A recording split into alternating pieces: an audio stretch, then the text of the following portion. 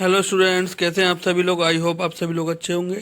So students, आज हम बात करने जा रहे हैं नेक्स्ट पार्ट की फ्यूचर टेंस में, जो हमने पिछले लेक्चर में डिस्कस किया था, फ्यूचर इंडेफिनिट और फ्यूचर कंटिन्यूअस। आज हम बात करने जा रहे हैं फ्यूचर परफेक्ट के बारे में।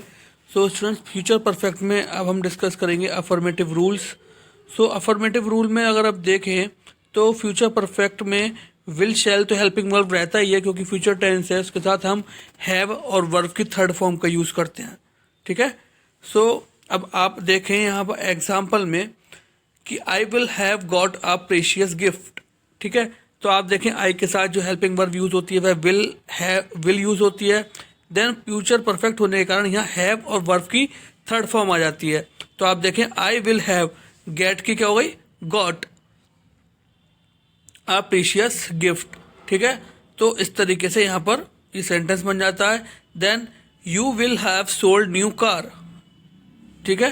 तो ये हमारा इस तरीके से अफर्मेटिव सेंटेंसेस बनते हैं फ्यूचर परफेक्ट में। देन नेगेटिव की बात करें, जो नेगेटिव सेंटेंस होते हैं जिनमें नॉट यूज होता है, तो वहाँ पर हम क्या करते हैं, will shall have plus not plus verb की थर्ड फॉर्म। अगर हम बात करें तो यहाँ तीनों केसेस में ही वर्ब की थर्ड फॉर्म का यूज होता है, चाहे वह अफर्मेटिव हो, इंटेरोगेटिव हो या फिर नेगेटिव क्यों ना हो। तो आप देखें, he shall not have read the book, क्योंकि रीड जो होती है इसकी first second and third form तीनों ही रीड होती है। ठीक।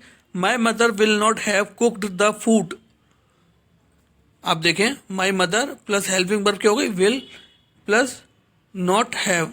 ठीक है, नॉट हैव, इस तरीके से cooked the food. Then interrogative की अगर हम बात करें तो इंटेरोगेटिव में क्या होता है, will shall plus subject plus have plus verb की थर्ड फॉर्म प्लस ऑब्जेक्ट। ठीक है। तो आप देखें, will my father have gone to office. ठीक है।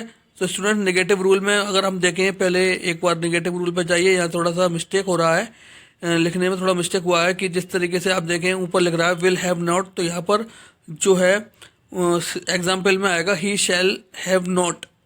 ठीक है। और नीचे वाले एग्जाम्पल में भी he will have not cooked the food, इस तरीके से आएगा। तो अब बात करते हैं इंटेरोगेटिव रूल्स के बारे में। तो इंटेरोगेटिव रूल्स में देखें, will shall plus subject plus have plus verb की थर्ड फॉर्म प्लस ऑब्जेक्ट। ठीक है। तो आप देखें, will my father have gone to office, will my father have gone to office. Then shall I come in the party. तो यहाँ इस तरीके से जो है हमारा फ्यूचर परफेक्ट जो है वह फिनिश हो जाता है। अब नेक्स्ट आता है हमारा student future continuous. Future continuous last tense का पार्ट है हमारा। तो यहाँ पर हम will have, shall have, been plus verb की फर्स्ट फॉर्म प्लस आईएनजी का यूज करते हैं। तो आप देखें, एग्जाम्पल में भी दे रखा है, Manohar will have been eating the food. ठीक। We shall have been going to picnic. तो इस तरीके से आप देखें, जो है हम विल शैल हैव बीन के साथ वर्ब की फर्स्ट फॉर्म प्लस आईएनजी का यूज करते हैं फ्यूचर परफेक्ट कंटिन्यूअस के अफर्मेटिव सेंटेंसेस में।